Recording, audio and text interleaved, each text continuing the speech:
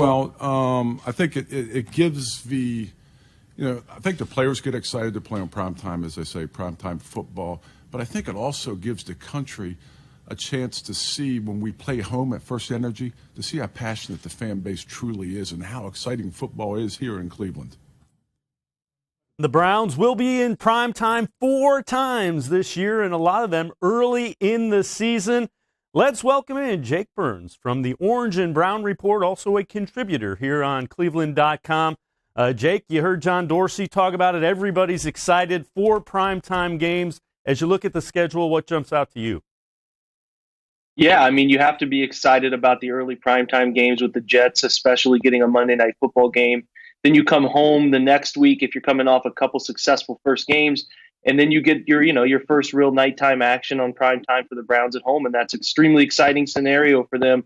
As sort of a front runner. I know that we had the Jets last year, but that Thursday Night Football feels a little bit different than Sunday Night, Monday Night Football. Typically, those Sunday Night, Monday Night slots are reserved for those that are in true, contention or have carried over contention from the year before. So it'll be really good to see. And then you do get another Thursday night game later in the year, which will, be against Pittsburgh at home. I think their first night game against Pittsburgh since 2009, when the 1-11 Browns beat them 13-6 in Cleveland, if I recall correctly. So it'll be exciting to see them get some primetime games, and they could be flexed into late in the year.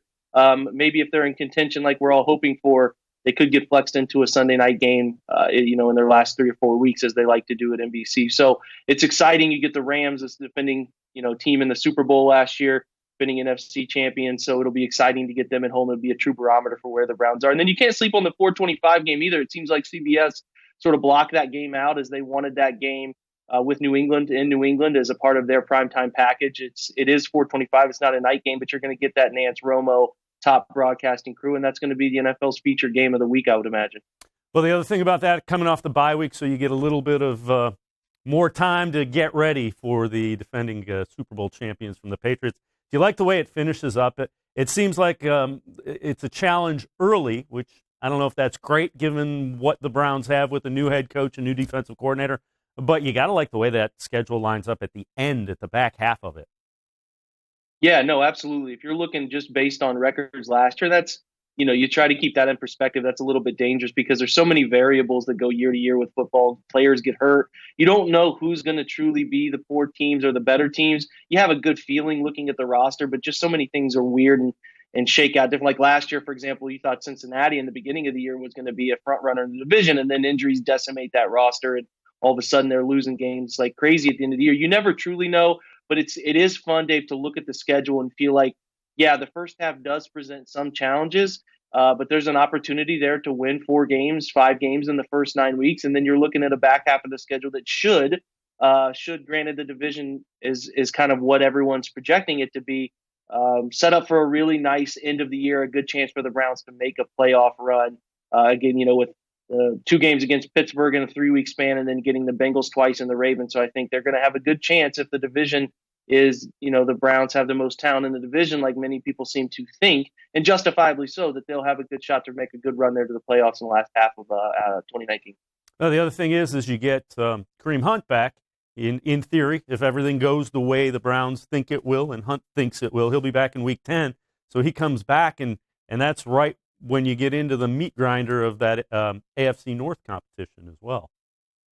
Yeah, I mean, you got to look at it the same way you looked at Nick Chubb sort of coming into taking a load of those carries there at Tampa Bay. I'm not sure, that was like Week 6, Week 7 this past year. So, yeah, you would, in theory, you get Nick Chubb, you use him heavily for the first part of the year, and how much they're going to use him with the guys who like to throw the football and Todd Monken. You don't really know, but it is going to be good to get a good pair of fresh legs. And, and I keep saying it all offseason, a guy who was a top 3 running back in the NFL the last 2 years, you can't really sleep on his skill level. So finding ways to incorporate him with fresh legs and an eager, hungry attitude that you would hope that he would have in this situation, you can't really sleep on that, bringing another element to the Browns offense.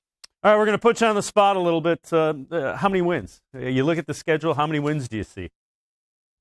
It's tough. We went through game by game, and it's hard not to be.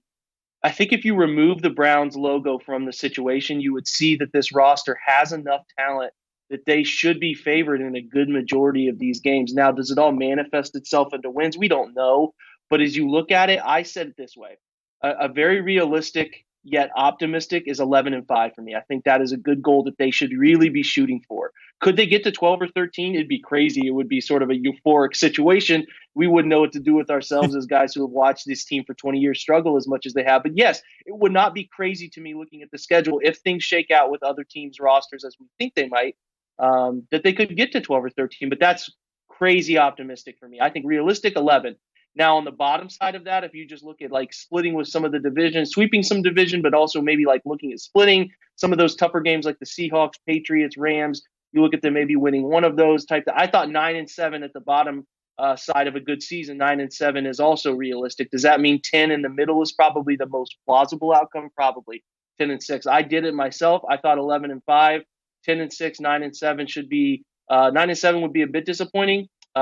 Because they'd kind of be fighting for wild card. We would love it. We'd be in a good situation as a fan base because it's that sort of linear improvement that you're hoping for. But I think on the bottom side, 9-7 could still be viewed as successful. Anything below 9 wins, barring something crazy happens like Baker Mayfield gets hurt, something like that just derails NFL seasons. If they finish with a relatively healthy roster and they are below 9 wins, that would be a disappointment. And I think everybody in Berea would agree with that.